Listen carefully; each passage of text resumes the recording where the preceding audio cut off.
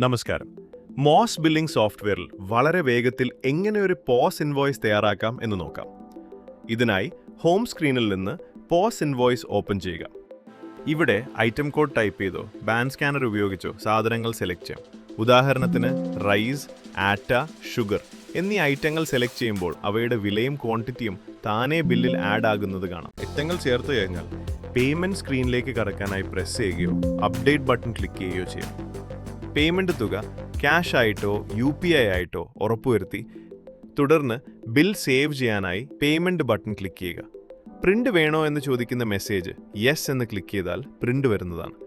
New button click ചെയ്തു അടുത്ത invoice ചെയ്യാനായി റെഡിയാകാം. പ്രിന്റ് പ്രിവ്യൂ നോക്കണമെങ്കിൽ പ്രിവ്യൂ ബട്ടൺ ക്ലിക്ക് ചെയ്ത് നോക്കാവുന്നതാണ്.